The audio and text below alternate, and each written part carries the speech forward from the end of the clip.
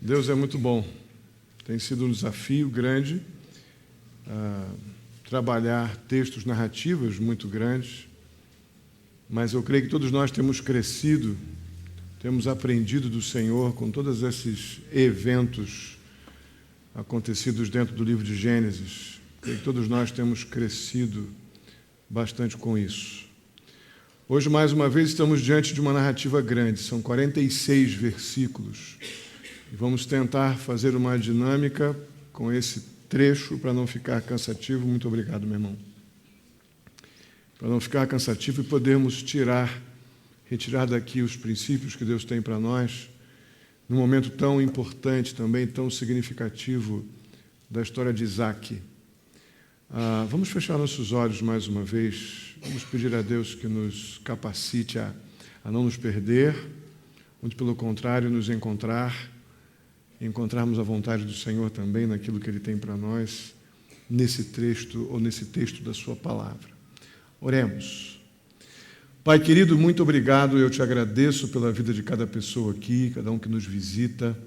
Eu agradeço ao Senhor e peço a Ti, em nome de Jesus, que sejamos alcançados pela Tua palavra, mediante a ação, a obra do Teu Espírito Santo em nossas vidas. Fala conosco, ó Deus, nos ajuda a aplicar as verdades bíblicas aqui hoje aprendidas, que serão ouvidas. Assim eu te peço, ó Pai, muito grato, em nome de Jesus. Amém. Muito bem. Um pastor chamado C.S. Lewis, eu creio que a maioria dos irmãos conhece, em um dos seus livros ele faz a seguinte citação: uma pequena mentira, ou no início, uma pequena mentira muito rapidamente se transforma numa grande mentira. E é verdade. Como dizem as Escrituras, um abismo chama outro abismo. Pequenas mentiras, elas acumuladas se tornam uma grande mentira. E a grande mentira tem a capacidade de se tornar convincente. E nós estamos num cenário assim, no capítulo 27. Na verdade, no finalzinho do 26, nós vimos que as esposas de Esaú deram um bocado de trabalho para Rebeca e Isaac. Terminamos assim semana passada. A Bíblia não descreve o quanto essas duas perturbaram Isaac e Rebeca. Porém, os desdobramentos da vida de Isaac e Rebeca revelam o quanto esses dois devem ter sido afligidos por circunstâncias não narradas nas Escrituras, mas que a Bíblia nos diz que isso aconteceu, como vemos aqui no finalzinho do capítulo 26. O que está acontecendo aqui agora nesse texto é algo que é assustador. Como uma família inteira pode se corromper, usando como recurso para sustentar essa corrupção a mentira. Já vimos que mentira não é algo muito novo na família de Isaac.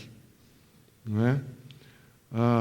Sara, nos dias ainda de Abraão, teve seus maus momentos também. E Rebeca não foi diferente. Isaac recebe um legado de seu pai. Além da grande herança abraâmica, ele recebe também um legado meio herdado, moral, complicado. Muito complicado, para falar a verdade. Essa frase de C.S. Lewis, ela retrata, ela resume bem os acontecimentos do capítulo 27. Uma pequena mentira é o início de uma grande mentira. Não que exista mentirinha e mentirona. Mentira é pecado. Mas dentro dessa ideia que vamos ver, principalmente nesse texto, como as mentiras se acumulam e se transformam numa grande confusão, numa grande e astuciosa, complicada mentira, com o propósito de convencer e corromper mesmo. O que nós vemos aqui nesse capítulo 27 é que Isaac, com a cooperação de Esaú, ele conspira para frustrar os propósitos de Deus no cumprimento das suas alianças com Abraão através de Jacó. A bênção não era para Jacó, ou melhor, a bênção não era para Esaú. A bênção era para Jacó. E aqui nós estamos vendo nos primeiros versículos uma conspiração onde Isaac ele mexe e articula para que ele esteja abençoando, como já vimos semanas anteriores, o seu preferido, que é Esaú. No contexto, vemos também que Rebeca, auxiliada por Jacó, neste caso é também seu preferido, ela procurou enganar, ela procurou ludibriar Isaac e Esaú para manter Jacó com o direito de primogenitura, que ele comprou de forma muito astuta de Esaú, mas comprou, foi legal. O que fez foi algo possível de ser feito dentro daquela cultura naquela época. Então nós estamos diante de uma trama de mentiras, uma trama de manipulação dentro de uma família que tem um papel histórico sensacional no Antigo Testamento, nas nossas histórias. O que torna, obviamente, essa história, esse trama, todo esse drama, ou essa trama de mentiras e manipulação, algo trágico, mas que também vai revelar um bocado de situações semelhantes às nossas, situações que comportamentalmente podemos nos ver muitas vezes. E eu creio que esse texto tem muita intenção de nos chamar a atenção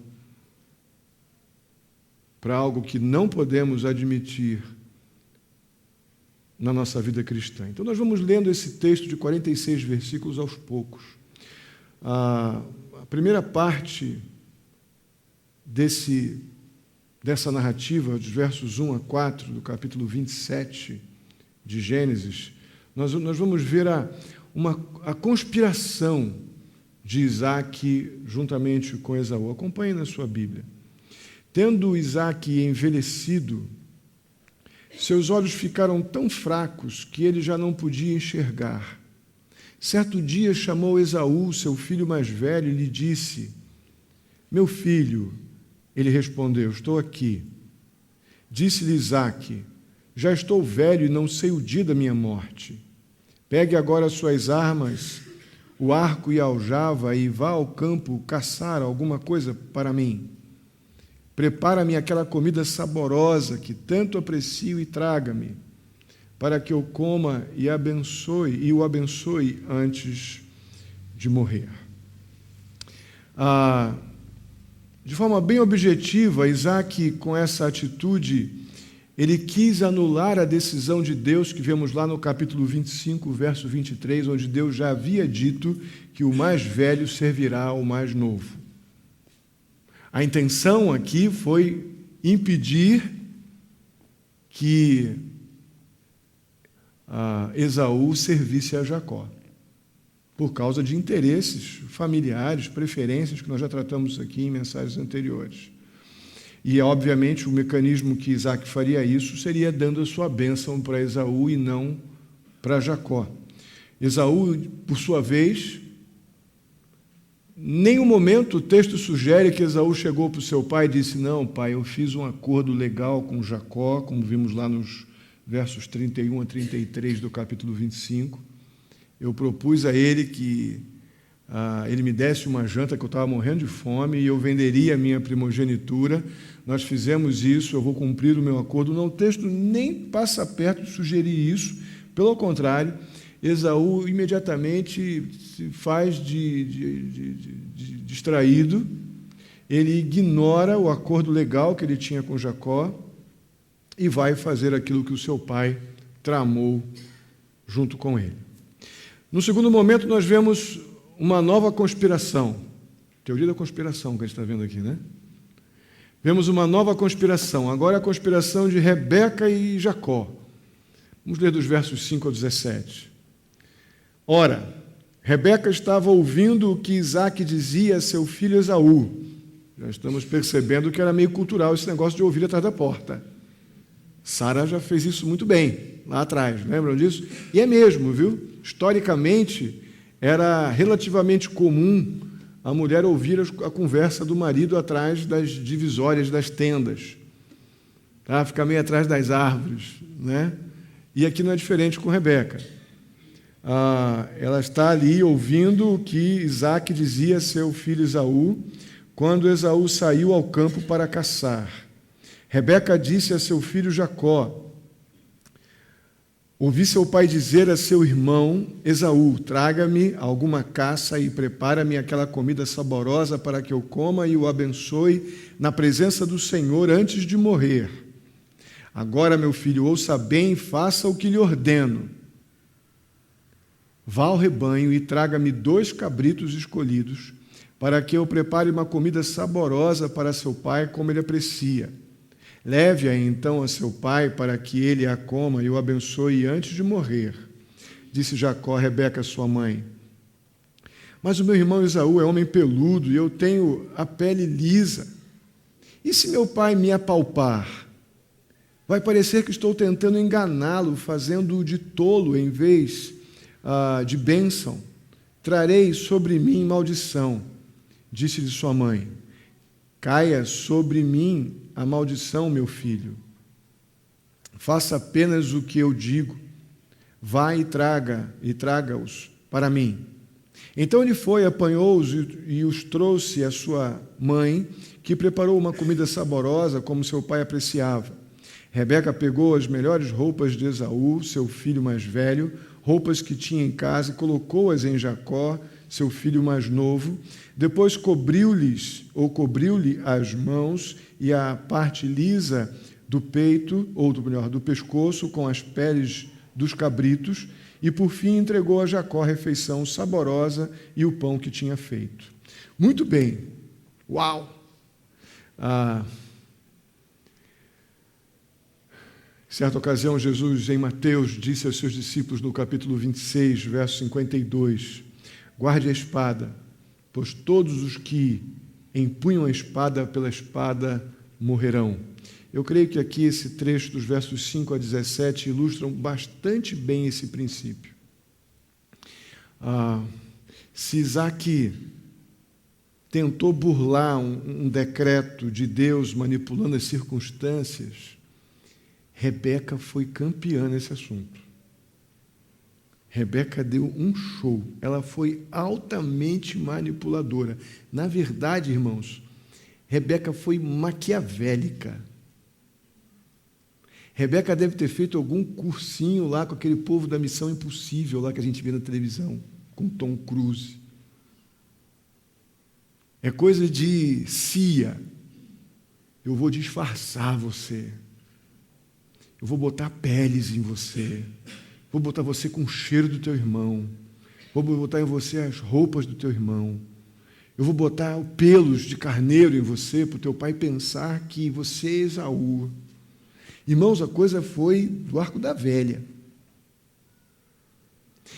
Isso não quer dizer, de forma alguma, que Rebeca tenha sido uma mulher infiel, que tenha sido uma mulher que Rebeca tenha sido uma mulher má, perversa. Não, ela aqui foi muito mal. Ela queria, de todas as formas, atender os seus interesses. E os seus interesses é que Jacó fosse beneficiado. Mesmo às custas da dignidade do seu marido e dela. Mesmo às custas de uma possível ira ou maldição, juízo vindos da parte de Deus. O plano realmente foi incrível. Para aqueles dias, eu realmente pensava aqui, naquele filme aí, um dos últimos filmes da Missão Impossível, que de repente o Tom Cruise tira aquela máscara e nem podíamos imaginar, quem viu o filme pela primeira vez, que ali estava o Tom Cruise naquela maquiagem tão bem feita. A coisa para aqueles dias foi extremamente preparada, cuidadosa, uma coisa, acho que o melhor termo é meio maquiavélico mesmo. Só um sentimento de desespero ou uma mente muito obstinada, ou talvez ambos, os dois juntos, podia tramar uma coisa dessa proporção, irmãos. Rebeca estava determinada a fazer de Jacó o beneficiário da promessa, enfim, tudo o que tinha direito. E nisso também, obviamente, nós podemos ainda ver uma obediência cega de Jacó. Jacó poderia ter parado e dito: mãe, espera aí, a senhora está passando dos limites do possível. Eu sei que a senhora me ama, eu sei que a senhora gostaria que eu tivesse tudo que seria tecnicamente de direito diante da venda da primogenitura que eu tive por parte de Esaú, mas o pai já fez aquilo lá, deixa como está, eu não vou enganar meu pai. Não, Jacó não tem o menor indício aqui de que ele estivesse sensibilizado, ele apenas estava também obstinadamente cego a ponto de obedecer sua mãe sem o menor questionamento. Então nós já vimos a conspiração de Isaac com Esaú, agora vimos a conspiração de Rebeca com Jacó, e agora vamos nos versos 18 ao 29, ver tudo que envolve a grande mentira, as pequenas porções de mentira que se transformaram numa grande e conspiradora mentira. Vamos ler dos versos, então, 18 até o verso 29. Jacó disse a seu pai: sou Esaú, seu filho mais velho. Fiz como o Senhor me disse. Agora assente-se. Oi? O que tem o 18? Pulei o 18? Oh, perdão, é mesmo. E ele se dirigiu ao seu pai: obrigado. Meu pai, respondeu ele. Sim, meu filho, quem é você? Jacó disse a seu pai: sou Esaú, seu filho mais velho. Fiz como o Senhor me disse. Agora sente-se, coma do que cacei, para que me abençoe. Isaque perguntou ao filho: como encontrou a caça tão depressa, meu filho? Ele respondeu: o Senhor, o seu Deus, a colocou no meu caminho. Isso aqui já é mentira, porque Esaú foi caçar, foi para o campo caçar. Ele foi lá no rebanho do pai e matou uma ovelhinha, né? Ele respondeu: então o Senhor colocou no meu caminho. Então Isaque disse a Jacó: chegue mais perto, meu filho, para que eu possa apalpá-lo e saber se você é realmente meu filho Esaú. Jacó aproximou-se de seu pai Isaque, que o apalpou e disse: a voz é de Jacó, mas os braços são de Esaú. Não o reconheceu, pois seus braços estavam peludos, como os de Esaú, seu irmão, e o abençoou. Isaque perguntou-lhe outra vez: você é mesmo meu filho Esaú? Ele respondeu: sou. Então lhe disse: meu filho, traga-me de sua caça para que eu coma e o abençoe. Jacó a trouxe e seu pai comeu, também trouxe vinho e ele bebeu. Então seu pai Isaque lhe disse: venha cá, meu filho, dê-me um beijo. Ele se aproximou e o beijou. Quando sentiu o cheiro de suas roupas, Isaque o abençoou, dizendo: o cheiro de meu filho é como um cheiro do campo que o Senhor abençoou. Que Deus lhe conceda do céu o orvalho e da terra a riqueza, com muito cereal e muito vinho. Que as nações o sirvam e os povos se curvem diante de você. Seja Senhor dos seus irmãos e curvem-se diante de vocês os filhos de sua mãe. Malditos sejam os que o amaldiçoarem e benditos sejam os que o abençoarem. Está aqui, irmãos, toda a trama que se desenvolveu em cima de pequenas mentiras que geraram uma enorme mentira. Pequenas manipulações, pequenas mentiras que a gente julga que não fazem mal, elas, sem dúvida alguma, num certo momento, essas pequenas distrações, pequenas manipulações das situações podem até levantar algum tipo de suspeita. Mas quando você entra com um negócio pesado, grandão, uma estrutura toda montada, aquilo que talvez o texto então está sugerindo, que talvez C.S. Lewis quis dizer na sua frase, uma grande mentira, a coisa está tão bem estruturada que você teme questionar. Você teme dizer que não é, a coisa está tão grande, seria tão incrível aquilo ali, está tão forte que as pessoas não duvidam aquele fato ser verdade. E eu creio que está bem dentro do que está acontecendo aqui. Quando Jacó ele faz aquele papel de irmão mais velho, sem dúvida alguma ele está aplicando aqui a grande mentira. Algo para pegar, algo para que não haja questionamento, algo que foi tramado na mente e no coração de Rebeca e de Jacó, e quando se deflagrou então como uma grande mentira, mas tudo começou com uma afirmação até relativamente objetiva. Quando perguntado se ele era o seu filho, o que ele disse? Eu sou Esaú, sim, eu sou o filho mais velho. Na sequência, ele começou a empilhar mentiras uma sobre a outra e disse lá: fiz como o Senhor me disse, exatamente do jeitinho que o Senhor disse. Coma do que cacei, pai. Fiz tudo isso para o Senhor. Que doce de criatura, né? Que bonzinho.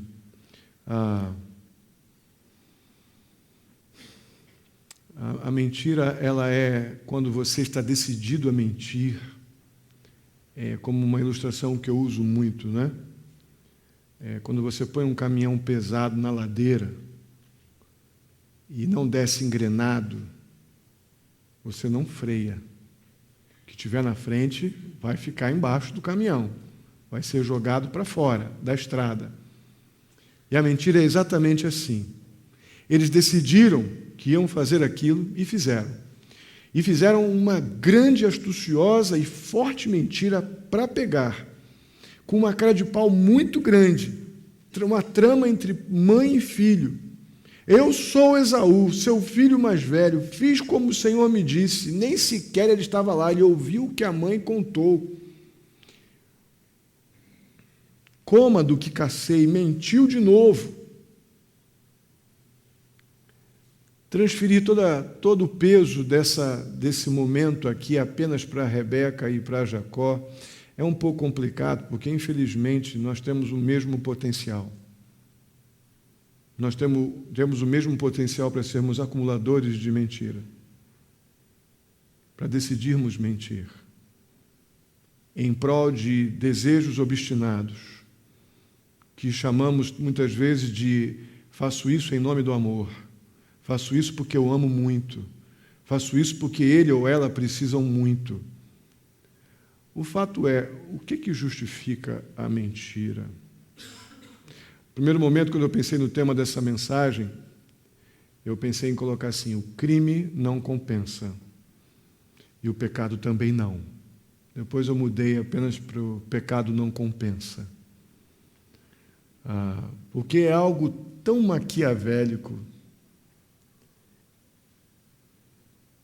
que não está no Código Civil, que é um crime na nossa cultura, mas espiritualmente é criminoso você decidir enganar, porque é uma ferramenta do diabo. O engano, a manipulação. E o que eles fazem aqui é dramático. O verso 24, Isaac estava inquieto, ele estava percebendo que tinha algo errado. E ele pergunta, mais uma vez, ele questiona Jacó: você é mesmo meu filho? E ele concretiza, então, ele sacramenta a grande mentira, dizendo: sou. É muito difícil parar um caminhão, você não para um caminhão pesado na ladeira. Só depois que ele pega a reta de novo, você consegue botando o pé no freio, aí você vai impedi-lo de continuar naquela velocidade. Nós precisamos parar antes. Nós precisamos parar no período da trama. Nós precisamos parar na fase do planejamento. Nós precisamos ter temor ao Senhor e lembrar que o pecado não compensa. Desonrar a Deus com decisões criminosas, espiritualmente falando, não compensa. O problema teve implicações grandes. A grande mentira pegou, porque Isaac se deu por satisfeito quando ele confiou nos sentidos dele. Ele confiou no que tocou, no que cheirou, no que ouviu. Então, depois disso, confiando nas suas nos seus sentidos, ele abençoa Jacó pensando ser Esaú. Irmãos, lá na queda com Adão e com Eva, no jardim, Gênesis 3, aquele momento ali tornou o homem pecador. O homem peca. O homem perdeu a sua capacidade de tomar decisões corretas. Antes do pecado, eles tomavam decisões que honravam a Deus, eles tinham as virtudes de Deus perfeitamente visíveis, audíveis, enfim. O homem, antes do pecado, ele tinha características do próprio Deus na sua vida humana. Cada aspecto do nosso ser, irmãos, depois da queda, depois que nos tornamos pecadores, depois da queda ali com Adão e Eva, cada aspecto do nosso ser foi afetado pelo pecado. O nosso intelecto foi afetado. Nossas emoções foram afetadas. A nossa vontade foi afetada. Subestimar isso é um erro. Subestimar o pecado é um grande erro. Minimizar os danos do pecado e os danos da queda é um grande erro. Confiar em nossas impressões é um grande erro. Uma pessoa que o coração está em inimizade para com Deus, uma pessoa que o coração está separado de Deus por causa do pecado, ela pode olhar os fatos até sensitivamente, empiricamente talvez seja a melhor expressão, tocando pelo exemplo, pelo apalpar, pelo ver, pelo sentir, pelo cheiro. Ela pode até chegar a alguma conclusão, mas a possibilidade de estar tomando uma decisão errada em função de uma conclusão, de uma reação emocional ou dos sentidos equivocada é muito grande. E o problema não está nos fatos, não. Os fatos continuam tendo, as coisas continuam tendo suas impressões e emitindo as suas impressões. O problema está no homem, cujo coração está completamente inclinado para o erro. Isaac confiou no seu coração, confiou nas suas emoções, confiou nos seus sentidos. Foi exatamente isso que aconteceu com ele. E não é muito diferente hoje. Nós damos muito crédito às nossas emoções, nossas vontades, nossos sentimentos. Nós tomamos decisões impulsivas, emocionalizadas, porque julgamos que sentimos isso, sentimos aquilo, mas hoje você sente alguma coisa e amanhã você pode não estar sentindo mais nada. Sentimento é uma coisa muito instável. E se somos ainda afetados pela natureza pecaminosa que temos, nós precisamos de mais de Deus para não tomar apenas decisões impulsivas. E algumas decisões impulsivas que tomamos têm consequências muito dramáticas. Isaac não foi cauteloso, ele simplesmente julgou, talvez no alto da sua experiência de vida, já era um homem idoso, que ele apenas apalpando, cheirando e sentindo as impressões de que ele estava diante de Esaú, ele vai e toma a atitude que tomou. Isso nos leva para um quarto momento, para um quarto bloco aqui do nosso texto, dos versos 30 ao 40, que Isaac lamenta profundamente o que fez quando descobre a situação, quando tudo é desvendado, e Esaú entra em desespero. Olha o que diz nos versos 30 ao 40. Quando Isaac acabou de abençoar Jacó, mal tendo ele saído da presença do pai, seu irmão Esaú chegou da caçada. Ele também preparou uma comida saborosa e a trouxe a seu pai e lhe disse: meu pai, levante-se e coma da minha caça, para que o Senhor me dê sua bênção. Perguntou-lhe seu pai Isaque: quem é você? Ele respondeu: sou Esaú, seu filho mais velho.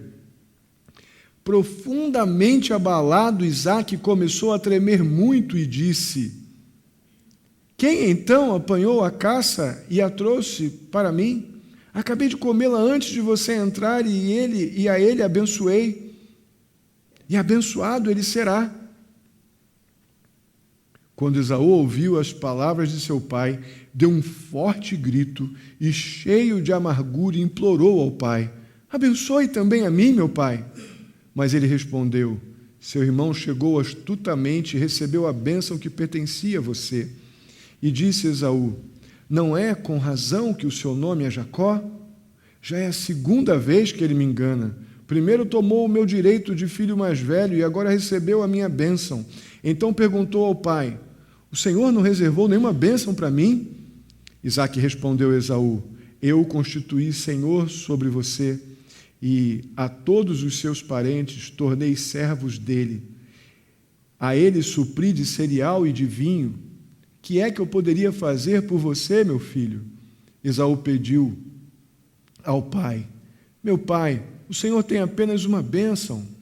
Abençoe-me também, meu pai. Então chorou Esaú em alta voz. Seu pai Isaque respondeu-lhe: sua habitação será longe das terras férteis, distante do orvalho que desce do alto céu. Você viverá por sua espada e servirá seu irmão, mas quando você não suportar mais, arrancará do pescoço o jugo. Uau!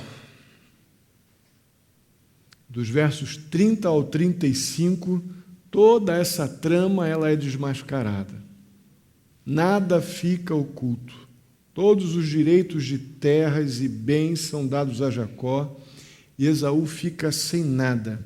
Irmãos, as consequências para Rebeca e para Jacó, elas são descritas nos versos 41 a 45, mas a base desses resultados trágicos dessa conspiração de Isaque e Esaú são percebidos bem mais cedo.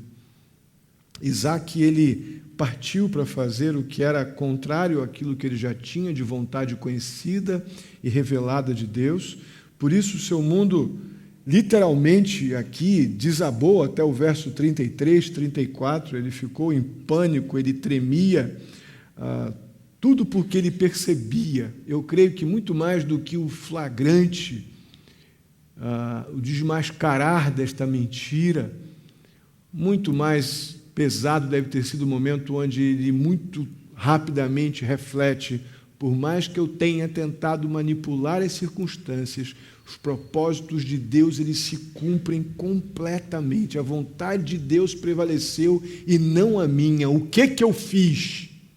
Eu creio que uma boa parte dos tremores de Isaque passam por este momento.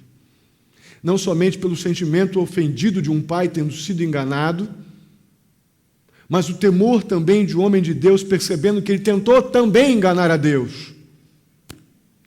E Deus provou que a vontade dele prevalece, que ele continua soberano e que o homem não é capaz de manipular a sua vontade. O que é mais curioso aqui, irmãos, é que mais uma vez um jantar decidiu o destino dessa família. Ou povinho para comer, né?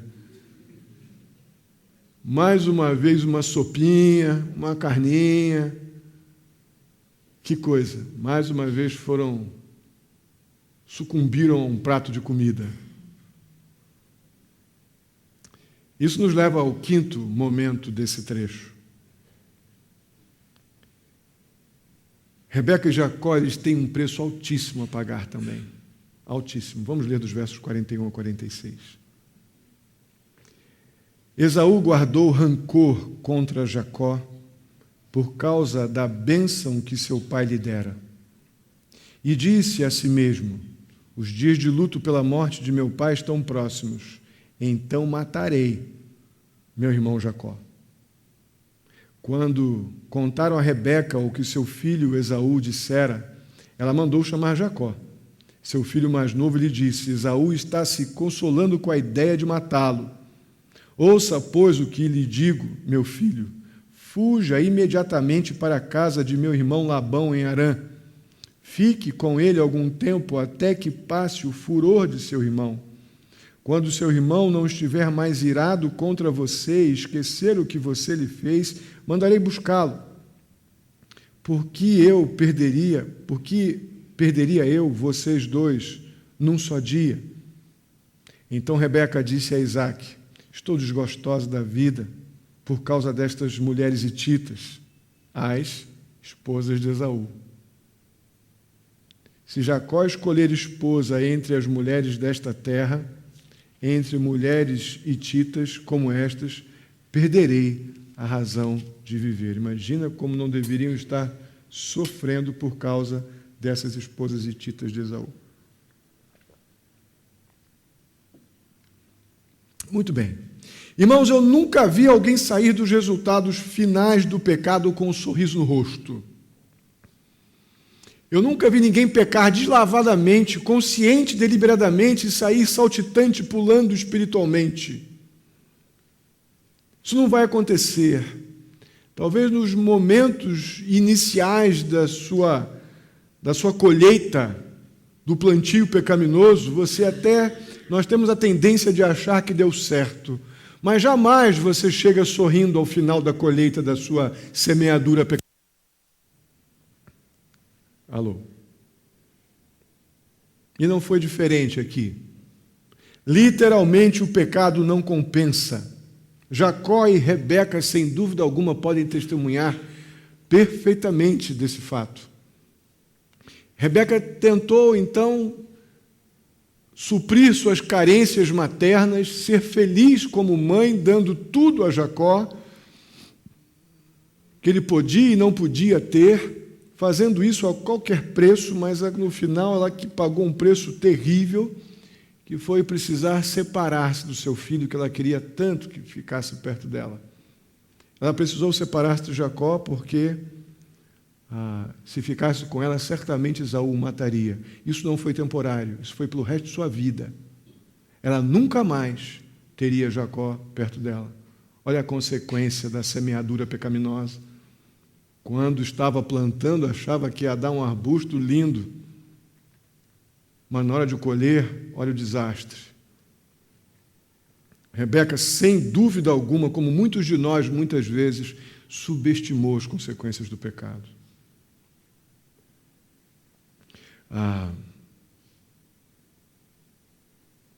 Eu até acredito que inicialmente ela pensava que Jacó só precisava ficar fora de casa por um tempo, um período curto, até que Isaac morresse, como vemos no verso 44, mas tem um probleminha.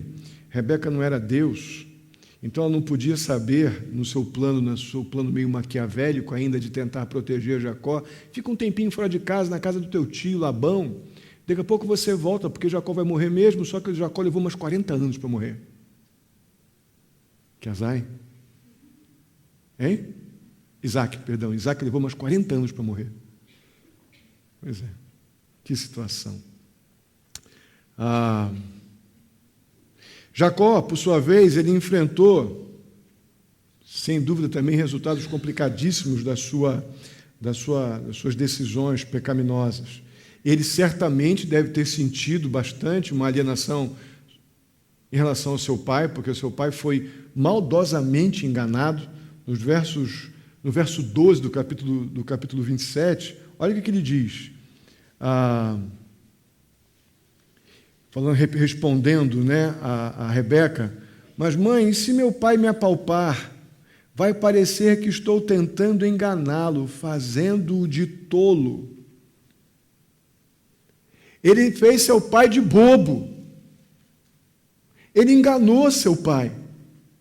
Ele zombou de seu pai. Isso deve ter gerado, muito provavelmente, também uma separação, um afastamento do seu pai dele. Ele agora tinha um irmão que queria matá-lo, não somente desprezando. Esaú queria matá-lo. Vimos isso no verso 41. Consequências dramáticas, colheita horrorosa de uma semeadura mentirosa. Semeamos mal muitas vezes, irmãos. Semeamos com argumentos mentirosos para justificar as nossas vontades, nossos pressupostos. Não tem como você plantar laranja e querer colher fruta do conde. Não vai funcionar. Se você plantou pecado, você vai colher pecado. E não está sendo diferente. Pior do que isso ainda. Pior do que o fato de Esaú querer matá-lo e ter perdido o relacionamento imediato com seu irmão, ele também teve que deixar sua mãe. Lembra que Jacó era também criado mais dentro de casa, Esaú no campo? Lembram disso? Teve também que deixar sua mãe. Mãe que ele tanto amava. Além disso, tudo que ele ganhou, todas as promessas, as bênçãos materiais que ele tinha herdado, na promessa ou na bênção que Isaac deu a ele, ele não pôde aproveitar nada, porque ele tinha que fugir para salvar sua pele. Ganhou um monte de bens e não pôde aproveitar nada, teve que sair corrido para a casa de seu tio para não morrer nas mãos de Esaú. Que situação, irmãos. Então, o que nós concluímos? O pecado não compensa. Você entende isso? O crime não compensa, mas o pecado também não. Essas decisões estranhas que nós tomamos, quando a gente deliberadamente decide, escolhe pecar, é uma coisa muito louca. Não estamos muito diferentes do plano maquiavélico de Rebeca, não. E, não, como eu disse, não estou dizendo que Rebeca era uma péssima mulher, infiel, não, ela desejou mal. Ela estava obstinada, ela pecou. Fez planos errados, projetos errados e colheu. Ela plantou pecado e colheu consequências dramáticas. Podemos ilustrar aqui neste capítulo algumas doutrinas bíblicas muito interessantes. A primeira é da soberania de Deus.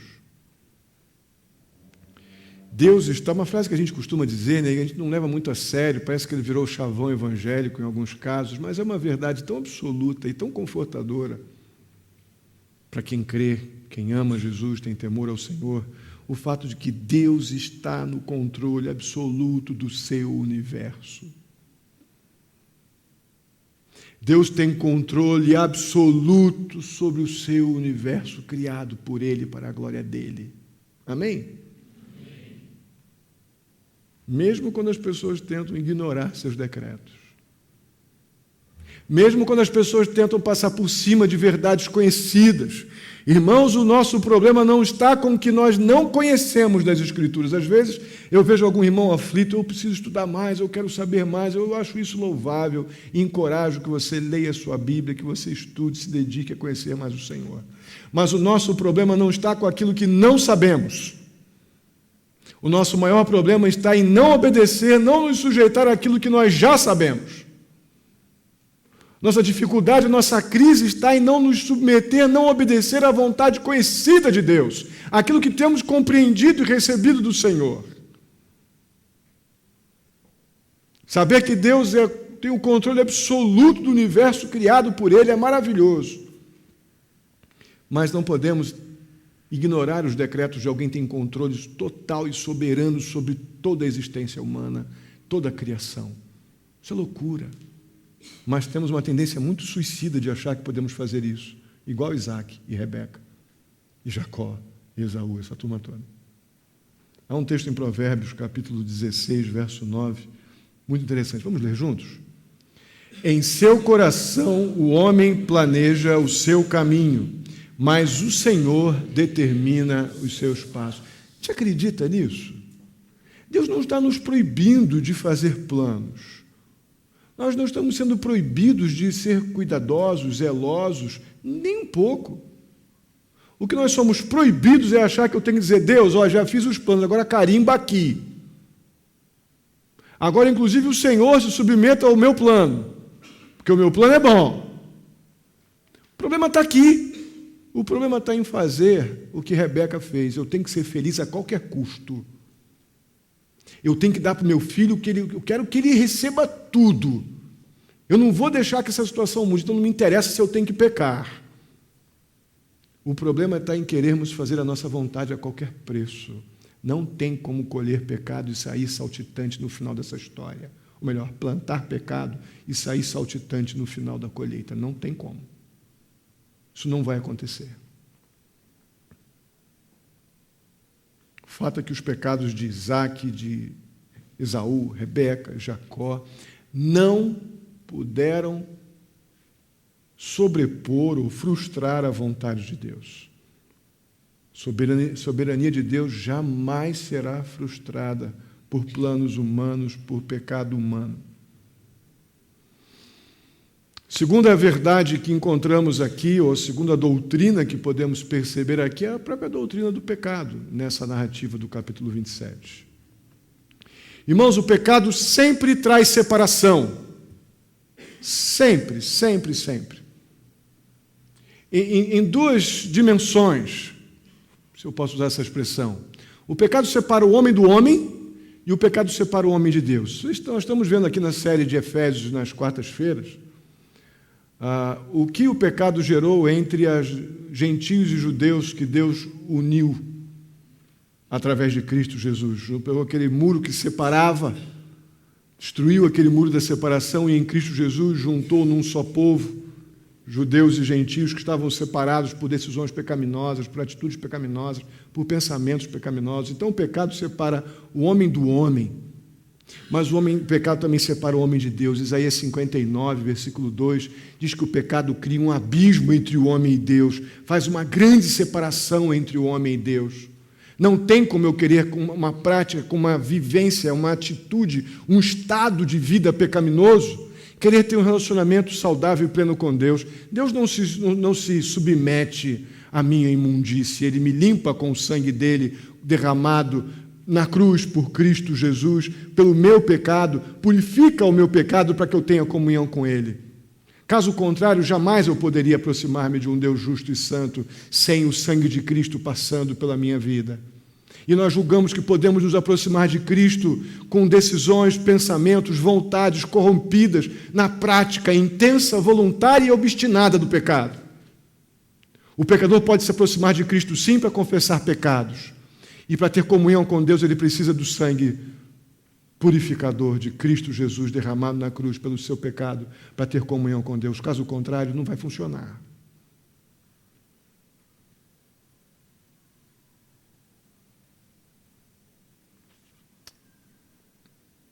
Em terceiro lugar, a gente aprende aqui também uma outra doutrina importante, que é a doutrina daquela depravação do homem, que a gente tem falado aqui na classe de doutrina, eu falei há poucos dias, né? Irmãos, a pecaminosidade do homem, ela se revela na distorção que o homem faz em cada área de sua vida, na incapacidade de, na verdade, eu lembro muito da irmã Aparecida, eu falando aqui de quarta-feira, distorção, ela falou, pastor, não é distorção, é torção, porque se fosse distorcer, ele vai voltar para a posição original, então é torcer, não é? Lembro direitinho dela falando isso para mim. O homem torce cada área de sua vida, quando ele julga poder determinar o certo e errado de tudo, apenas com uma mente afetada pelo pecado. Não vai ser assim, irmãos. O pecado afetou mesmo o nosso intelecto, o pecado afetou nossas emoções, o pecado afetou nossa vontade. Esse método experimental, ele tem até o seu valor, guardadas as devidas proporções. Não é mal de todo você experimentar algo numa situação mais empírica, mas o fato é que a nossa depravação, o pecado afetou muito fortemente o nosso intelecto, de tal forma que o nosso pensamento está torcido, nos leva a até lidar com fatos concretos, mas tirar conclusões erradas, mesmo de fatos concretos. Eu não posso julgar que o homem com a mente inclinada para o pecado, sem o temor do Senhor, não vai ter meios de tomar uma decisão realmente aplicada, porque o pecado afetou moralmente, espiritualmente, nossa vontade, nosso ânimo, nossos sentidos. Precisamos acreditar nisso para termos um envolvimento mais profundo e intenso com Deus, para não acharmos muitas vezes que nós somos Deus. Ou coisa horrorosa, irmãos, uma coisa que a gente tem a tendência de fazer. Eu sou perfeccionista. Não tem nada pior do que uma pessoa achar-se perfeccionista. Sabe por quê? Porque perfeito é Deus. Você pode ser uma pessoa zelosa, caprichosa, dedicada, comprometida com fazer as coisas o melhor possível, buscando fazer o correto, buscando fazer a vontade de Deus. Mas perfeito só depois que você estiver no céu em glória, não mais com a natureza pecaminosa. Porque o pecado estragou muito, meu irmão. Perfeito é Deus. Não gaste o seu fosfato, não gaste sua mente, não gaste seus esforços com essa opressão tremenda de julgar-se perfeito, perfeccionista, porque você não é, nem eu. Ser criterioso, ser cuidadoso é totalmente diferente de julgar-se perfeito. Vai matar quem está ao teu lado, ninguém vai te aguentar. E nem você vai se aguentar, porque você vai viver mentindo para você, achando que você é bom mesmo. Tira de nós uma necessária humildade e submissão diante da autoridade de Deus sobre todas as coisas. Que Deus pode me dizer não, dizer que o que eu fiz está ruim, mesmo que eu tenha tentado fazer o melhor possível. O nosso padrão, nossos padrões foram afetados pelo pecado. Eu preciso de Deus para tomar decisões corretas.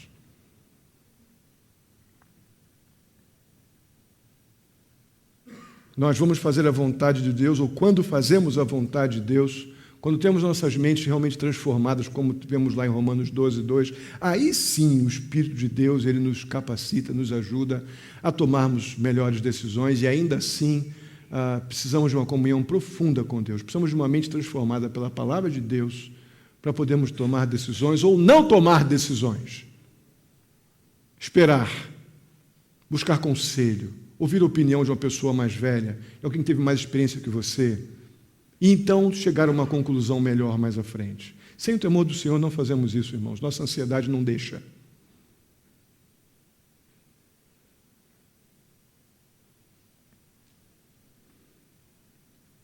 E a última coisa que eu quero falar sobre essas questões éticas ou doutrinárias que tiramos desse capítulo 17. É exatamente a questão da ética cristã, padrão de vida cristã. Irmãos, a ética de Jacó era terrível. Jacó lhe praticava aquilo que podemos chamar de ética situacional. Ô bicho oportunista esse homem. Que coisa impressionante. Ele considerou o plano de sua mãe, apesar de ter ficado meio reticente, mas ele não ficou reticente por algum critério moral, não. Ele ficou reticente em algum momento avaliando a oportunidade. Não do ponto de vista bíblico. A ideia é, será que isso vai dar certo, mãe? Vai dar certo mesmo? Será que isso aí... Ele observou a coisa na perspectiva do oportunismo. Ele estava preocupado se o plano ia funcionar, se ia dar certo, não se o plano estava certo. Ele estava agonizando por uma possível consequência do plano não dar certo. E se não der certo, mãe, o pai não vai ficar assim, assado? Ele não estava preocupado com a moralidade da coisa, ou com a imoralidade do plano. Ele estava preocupado se ia dar certo. Irmão, isso é assustador, porque não é incomum isso na nossa vida. O problema é ser pego. Se eu fizer e não for pego, beleza, ainda digo assim, maior cara de pau, Deus me abençoou. Maior cara de pau. Que ética oportunista, situacional, complicada. Tanto adultos quanto jovens facilmente se envolvem com situações imorais. E aqui eu posso colocar tanto naquilo que o imoral no sentido do que não é verdadeiro e tratá-lo como verdadeiro, como o imoral no sentido sexual, que falamos, inclusive, quarta-feira. Quando eu falar aqui, então, dizendo que nós nos envolvemos muito facilmente com coisas imorais, é no sentido de uma moral correta, que se aplica a qualquer situação. O fato é que a geração mais jovem, até mesmo pela pouca experiência, tende a se envolver mais facilmente com questões imorais, inclusive sexualmente. Nós, os mais velhos, deveríamos ter mais cuidado, não somente com as questões de moralidade sexual, mas com as questões de moralidades mais factuais, coisas que envolvem o nosso relacionamento com negócios, pessoas, palavras. Não que o jovem não possa fazer isso. Muitas vezes fazemos isso porque pensamos como Jacó. Jacó era assim. Ele julgava que realmente poderia fazer algumas coisas sem ter a consequência ruim da coisa. Nós precisamos testemunhar tanto para os nossos filhos como para as pessoas ao nosso redor, no trabalho, na escola, familiares, onde estivermos, que nós precisamos muito ensiná-los que o pecado sempre tem um preço alto a ser pago. Nós precisamos, com o nosso testemunho, com o nosso exemplo, mostrar para os nossos filhos que nós não acreditamos no pecado de baixo custo.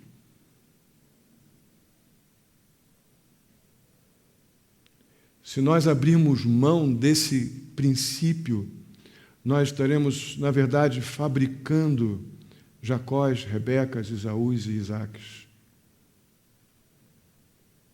promovendo aquilo que é imoral. Nós não podemos nos colocar obstinadamente e deliberadamente em oposição à vontade de Deus conhecida. O crime não compensa. O pecado também não. Vamos ficar de pé. Eu queria orar por você.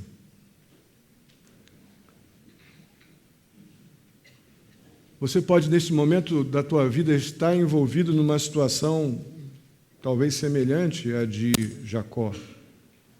Estou preocupado se o plano vai funcionar, se o que eu estou fazendo vai dar certo. Se eu conseguir pecar com o menor custo possível, tá bom. Irmãos, o pecado não compensa. A qualquer momento, quando começar a colheita dessa semeadura pecaminosa, você e quem estiver perto de você vão chorar muito, porque o pecado não nos deixa colher momentos alegres.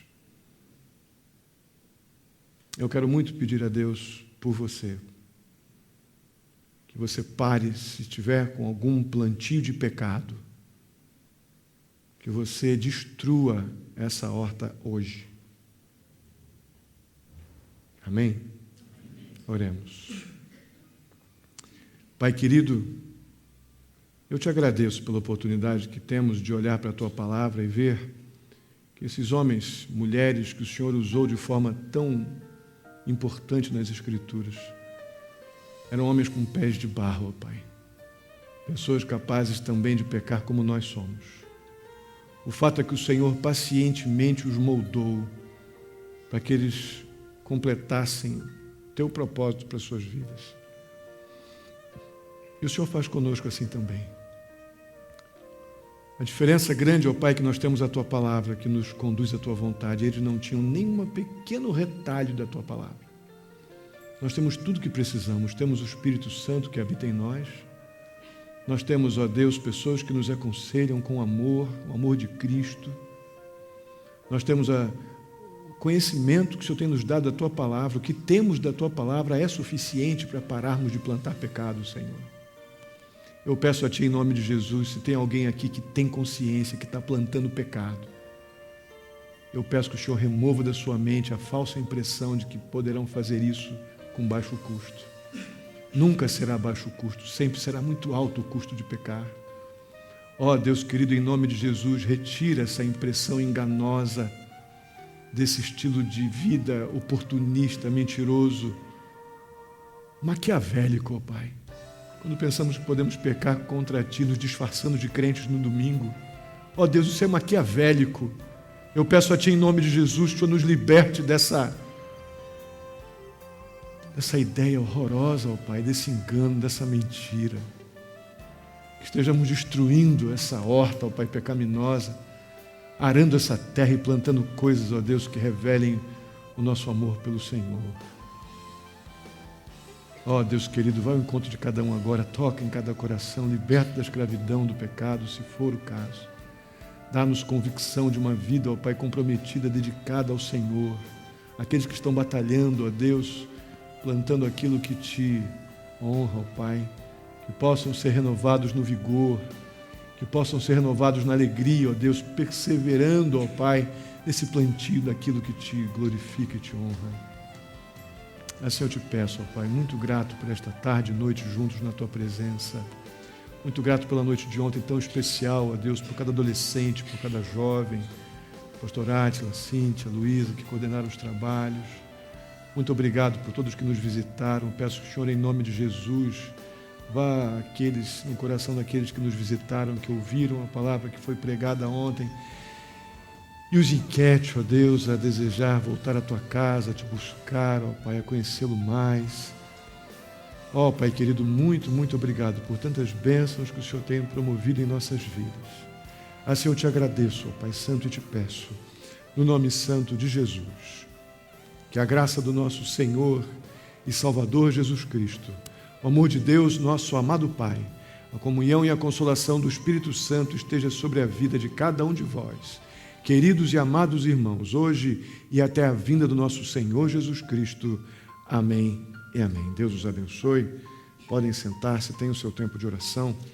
Estarei à porta para cumprimentá-lo.